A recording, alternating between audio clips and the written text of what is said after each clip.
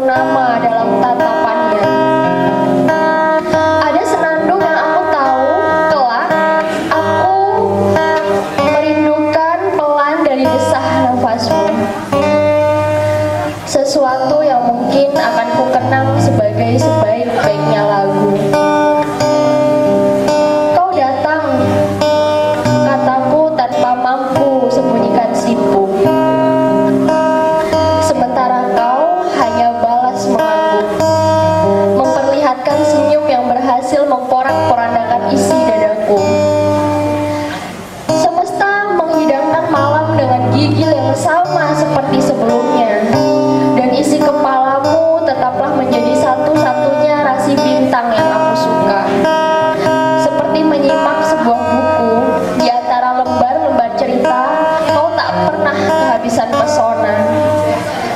Jadi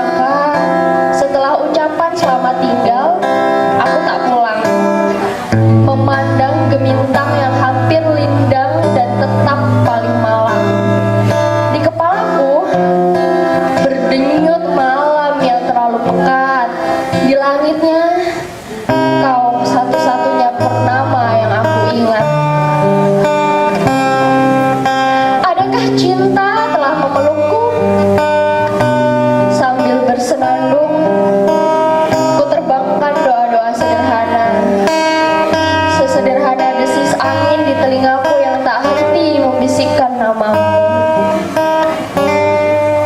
Tuhan, kekalkan aku dalam degupnya, sebagaimana Engkau berbaik hati melekatkan ia dalam ingatanku. Semoga semesta mengaminkan.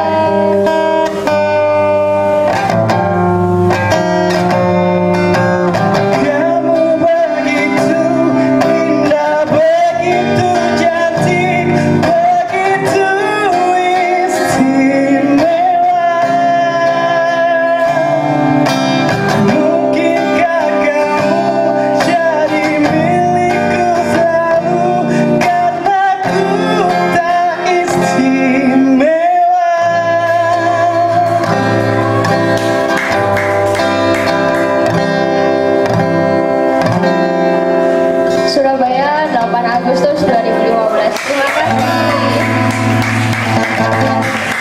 Gila. Puisi pilihan oleh Joko Pinurbo. Tadi barusan dipilihin sama Ibu JM, Mbak Ivana. GM Jembatan Merah. Judulnya Cita-Cita. Setelah punya rumah, apa cita-citamu?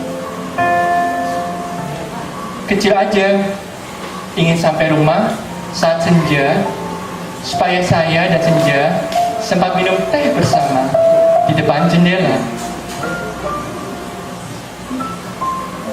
Ah, cita-cita.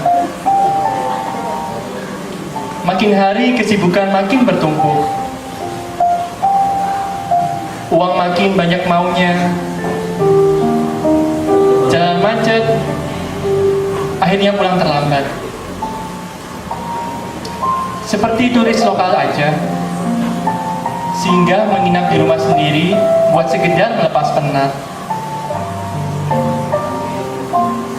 Terberkatilah waktu yang dengan tekun dan sabar membangun sengkarut tubuhku menjadi rumah besar yang ditunggui seorang ibu. Ibu waktu berbisik mesra. Sudah kubuatkan sarang senja di bujur barat tubuhmu. Senja sedang berhangat-hangat di dalam sarangnya. Terima kasih.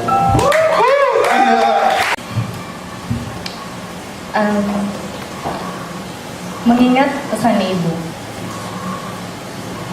Setelah sampai di perhentian terakhir sajak ini, kau ingat pesan ibu. Seluruh yang kau miliki bukan yang kau mau. Seluruh yang kau mau bukan yang kau butuh. Seluruh yang kau butuh bukan yang mampu kau jangkau. Seluruh yang mampu kau jangkau, luruh dan sia-sia belaka. Berhenti. Jangan berangkat sebelum tiba, katanya.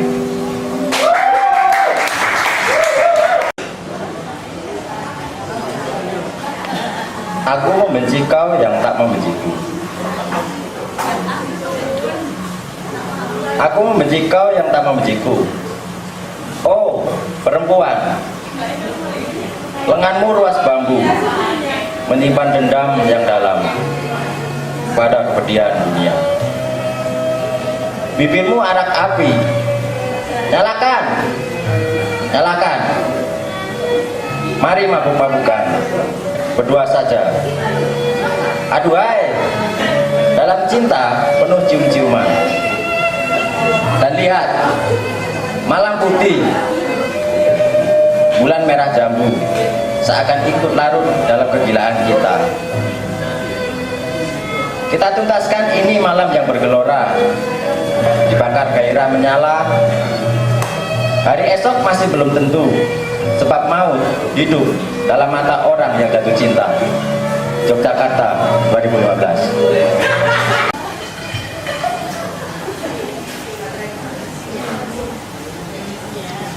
Tempat paling indah di tubuhmu.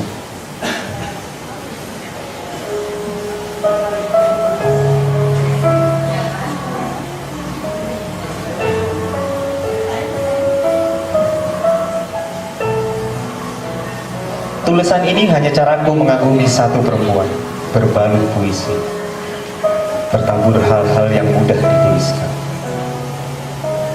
Karena kau ialah abjad-abjad yang rela tenggelam dalam air mata.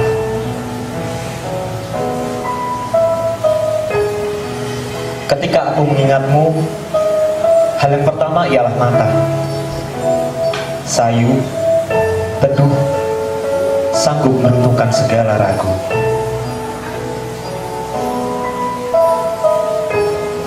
Kau pernah bertanya, mengapa mata?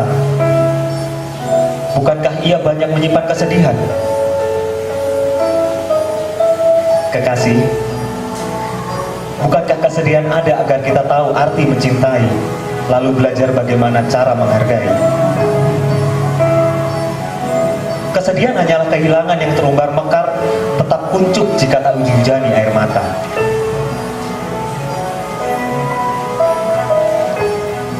Saat matamu tak sanggup bicara, ketemukan lagi alasan mengapa aku mengagumi. Bibir. Iya, pada bibirmu aku si berpetapa yang mencandu wangi aroma dupa. Dan darinya selalu terucap rindu yang aku rindukan. Rindu. Bukankah kau pernah mengatakan rindu seperti juga cinta, belati bermata dua? Bagaimanapun caramu merindu, sakit juga yang kau temui. Aku tahu itu. Karena aku memilih menikmati satu matanya bermain-main dengan urat di leherku. Sebab aku mengerti, rindu acap kali terasa semakin membentak ketika jarum jam menyadarkan kau terpisah jutaan lengan jarak. Jarak. Meski selalu menjadi peran antagonis dalam sebuah percintaan, tapi kita kerap keluar sebagai pemenang, bukan? Dan berbagi peluh ialah cara kita merayakan. Masih ku ingat aroma tengkukmu saat itu. Wangi atar yang berpadu keringat ketika dada kita saling beradu. Lalu rambutmu. Bagaimana pula melupakan rambutmu yang kau biarkan terurai seperti ombak yang berulang kali membawa maut. Dengan membelainya, aku menciptakan debur-debarku sendiri. Kini, biar ku kagumi lapang dadamu.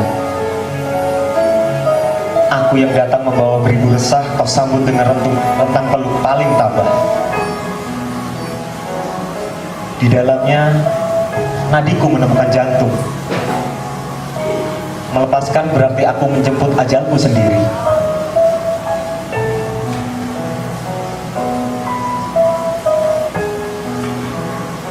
Kau katakan, sayang, kau datang dengan segala resah karena perempuanmu yang siram. Kelak ku harap aku tak pernah jadi akar gelisahmu. Karena di dadamu juga pernah kubisikkan, aku mencintaimu. Ya, aku mencintaimu semampuku. Tak penuh, tapi menyisakan ruang untuk selalu tumbuh. Apakah puisi ini bisa mengekalkan janji? Katamu. Puisi ialah bahasa paling tulus. Jikapun ia tak bisa, aku yang akan membuatnya kekal dalam ingatanku. Seperti sajak-sajak luka yang tak pernah digugurkan musim. Maka kekasihku, mendekatlah. Perihal kekaguman, biarlah puisi menulis apa yang bisa kuungkap. Sedangkan dekat, membahasakan apa yang tak sanggup kuungkap. Surabaya 2014.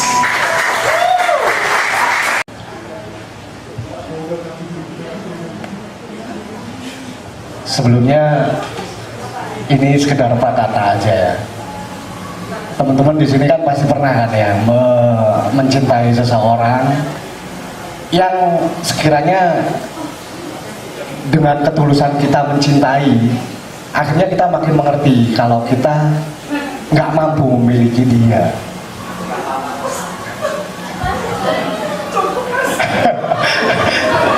Sebenarnya puisi ini saya tulis buat seseorang yang sejauh ini sudah menginspirasi saya dalam beberapa hal untuk menulis, terutama mengingatkan saya tentang kita nggak harus selamanya tinggal di sebuah rumah kalau kita sendiri merasa tidak dianggap ada di rumah tersebut.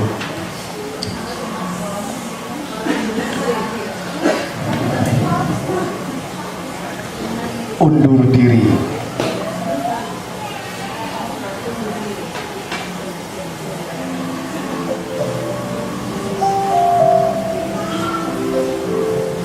Akhirnya kata-kata menuntun kita menemukan pagi. Puas kita bermain di beranda sanksi. Tiba saatnya aku undur diri. Memugar prasangka berlumut, meniupkan wangi dari gumaman doa-doa baik, memberinya sedepat jarak sebagai garis tepi untuk kita yang tak sepenuhnya, untuk kita yang sepenuhnya masih digenggam oleh takdir.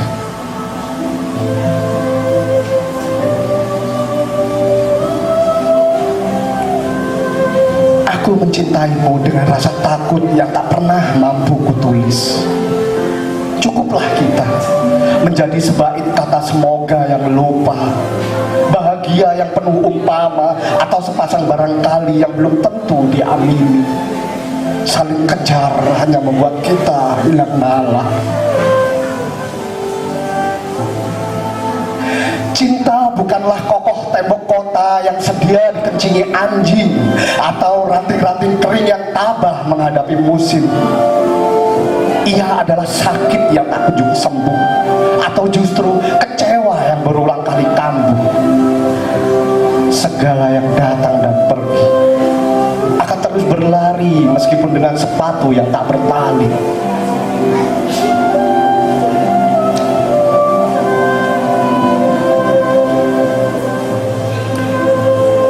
Sebelum senja dan malam beralih peran, dengan mata yang masih basah, aku akan pulang. Seperti ada yang melubangi dada, kata dan tawa yang biasa meramaikan cuaca di malam hari. Telah kita paksa menyerahkan diri, sederet kalimat yang nyaris beku akan menjadi jawaban dari pertanyaan hening bisu yang belum tentu bisa datang setiap waktu.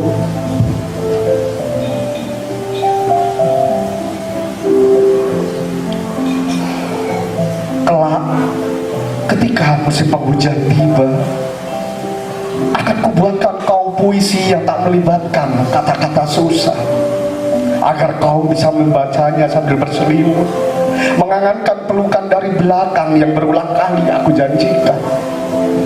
Berhayal melihat senja, melihat lampu kota yang mulai menyala, atau berbincang tentang apa saja yang belum pernah kita bicarakan sebelumnya. Kita kembali saja pada apa yang pernah kita tulis dengan diam. Ternyata waktu tak terlalu sabar untuk menghidangi kita sebuah pelukan. Seperti lirih bisikan gerimis yang menyamarkan jejak. Jika musim-musim ke depan tak memberiku pilihan, aku pun bersiap menjadi perihal yang layak kau lupakan. Malam Puisi Surabaya, 8 Agustus 2015. Terima kasih.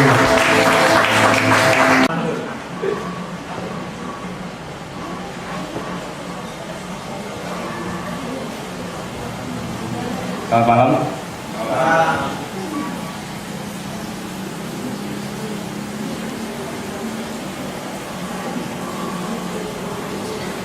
Petala. Sepertinya kita diciptakan dari petala yang berbeda.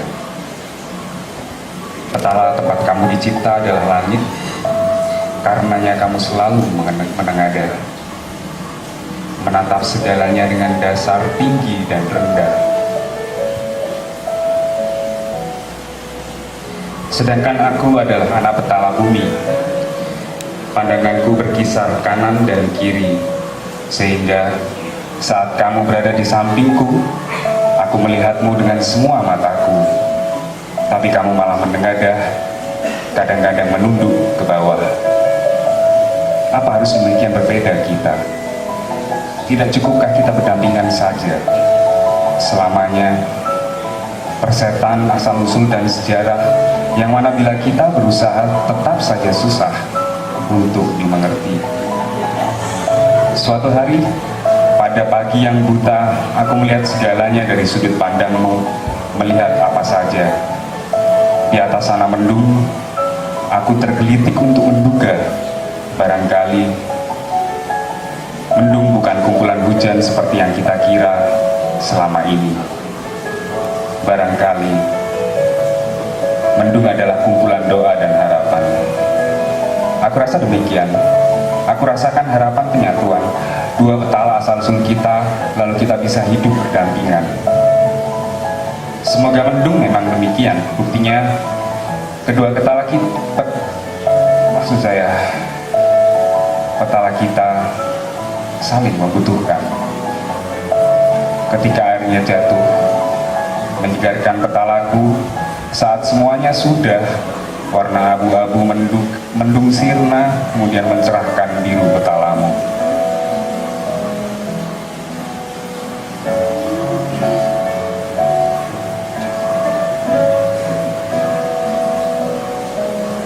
Sayang, bukankah bau sisa hujan pada tanah petalaku pernah sangat kita rindu? Dan pelangi di petalamu selalu mendedahkan segala kepenatan. Air menyatukan kita pada gravitasi yang sama. Mendung di petalamu perlu menjatuhkan hujan, dan tanah di petalaku perlu menarinya turun agar tubuhnya basah dan kembali segar. Tuhan, apakah petala bumi dan langit ciptaanmu memang tak pernah bersatu? Walau di dua petala itu ada sepasang kekasih seperti aku dan dia dulu, yang sempat setiap saat saling merindu. Sepertinya perbedaan pada masing-masing kita memang tak bisa menyatu. Tapi bolehkan aku berharap, seiring mendung yang hendak turunkan hujan, suatu saat kita akan bersama dalam sebuah kesadaran yang sama bahwa kita sama-sama anak semesta. Selamat malam. Saat malam minggu, selamat menikmati malam puisi. Narasi Balpajun, mohon maaf dan batin. Judulnya ini mengatur pertemuan.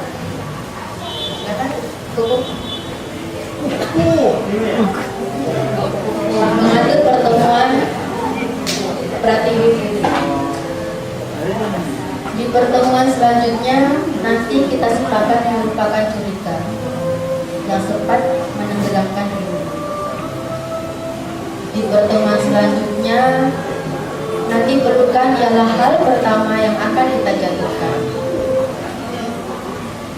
Di pertemuan selanjutnya nanti kita berencana memesan hanya satu cangkir kopi, satu porsi spaghetti, dan dimakan berdua. Biar seperti ABG yang baru jadian. Begitu katamu. Di pertemuan selanjutnya nanti kamu bilang akan bercerita tentang ibu kos yang bawelnya seperti dengal bebek. Juga tukang bakso langgananmu yang suka stand up komedi sambil meracik baksonya. Di pertemuan selanjutnya nanti aku beri kamu sebuah kabar gembira bahwa ibuku suka kamu sekarang. Bahkan beliau ingin kamu mencium tangannya. dalam jarak sekarang, kita menatap kalender, mencari angka berwarna merah, membagi jadwal, mengatur pertemuan. Surabaya, 8 Agustus 2015.